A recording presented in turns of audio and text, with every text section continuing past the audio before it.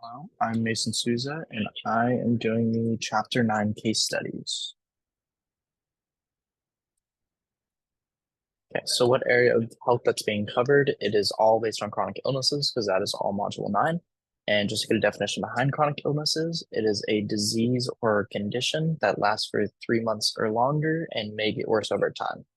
So the ones that are being covered in this chapter or in this module are obesity and type 2 diabetes, as these all around revolve around the case studies.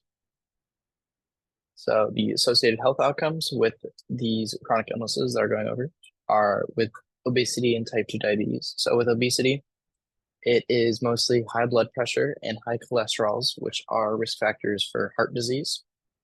Then with type 2 diabetes, it's with breathing problems such as asthma and sleep apnea. And these may not sound too extreme, or at least for the diabetes one, it doesn't. But with both these illnesses, if they do continually get worse over time, then they can lead to death. Just because, especially with an obese person, if they keep getting bigger and bigger and bigger, and they just have a very unhealthy lifestyle, then they'll contract other diseases, especially like heart disease. And then with type 2 diabetes, if you're not like checking your blood sugar levels and everything like that, then you can go into shock.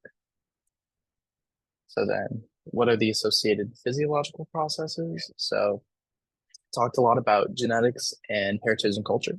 As with genetics, some people that are passed down based on their parents are their genes that are passed down based on like the body type they have, or if they're more susceptible to different foods and overall their fat contents. And then with heritage and culture, talk a little bit more about later, but just kind of get into it a little bit.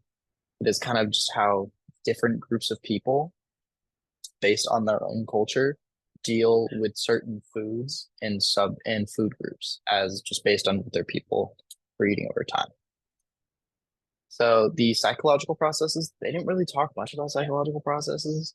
So I just kind of chalked it up to mental issues, just because especially if you're dealing with something like type 2 diabetes or obesity, then just trying to like flip a switch and change your lifestyle to almost a complete 180 is very rough and very hard, especially in the beginning stages where it doesn't feel like you're slow, you don't see any progress, and just you don't feel like you're making a change at all. So you kind of want to revert back to your old ways.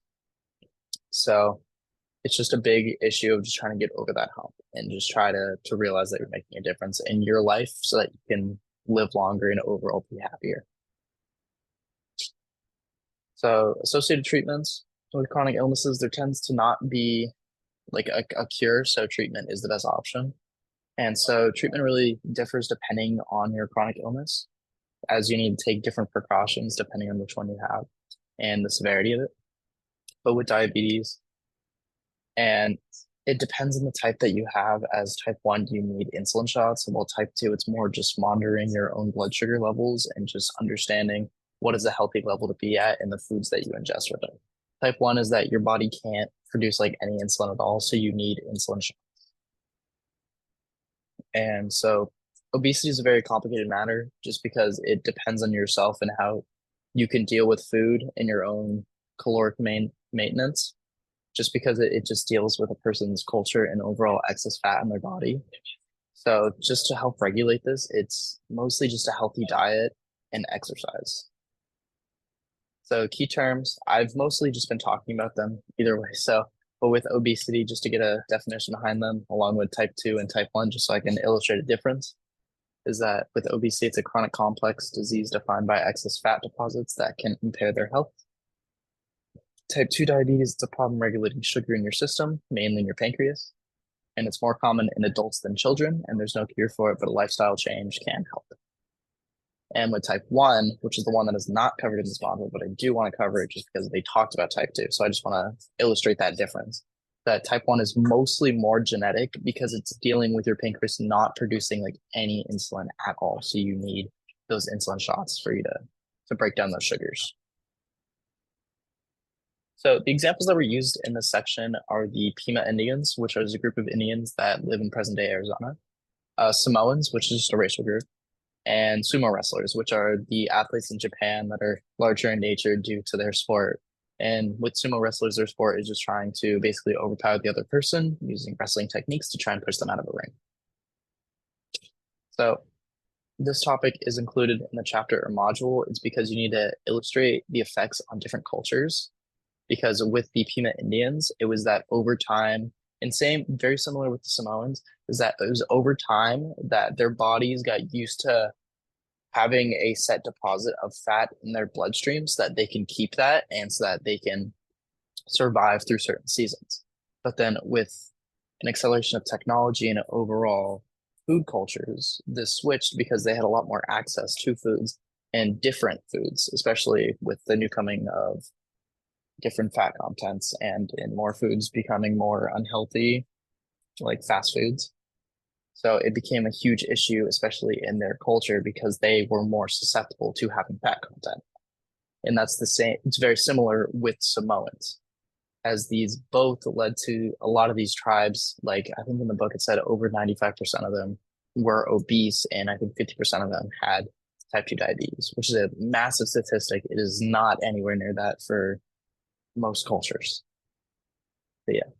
So, and obesity is a chronic illness that can be shown as a huge issue, especially in places like America, due to us having a lot of fast food and genuinely unhealthy lifestyles, as we've heard.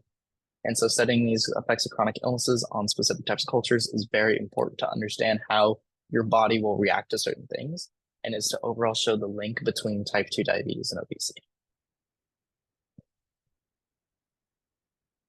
So this topic connects well to the overall class based on just overall talking about chronic illnesses and specific instances being like obesity and type 2 diabetes, and then how different cultures, because this links to cultures, talking about the sumo wrestlers and the Indians and the Samoans, because with sumo wrestlers, they had to eat a lot more like proteins, but they were eating just a lot more content. So they were still technically healthy based on their overall like food pyramid, but they were bigger people. So they had to monitor more of their obesity rates and their susceptibility to diabetes.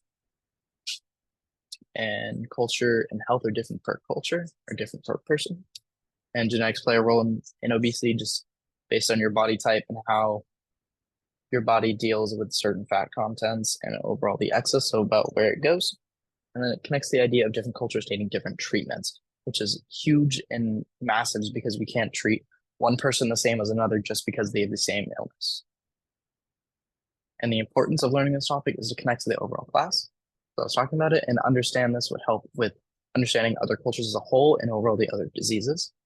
Because in order to understand other cultures, it can help our own by implementing those same ideas so that we can kind of go through this checklist, okay, of like going through each culture, being like, okay, this works, this works, this works, this doesn't work. So then they just keep going down until they can find a cure or treatment that's going to work for a specific person. So that knowing how illnesses can impact specific groups can help treatments and cures, I was talking about before. And especially with obesity, it's a very growing issue, and that we need to understand how it impacts different cultures and people as a whole. And with this, they're trying to find a link between obesity and type 2 diabetes and to understand how this can impact each other. And that is it for my presentation.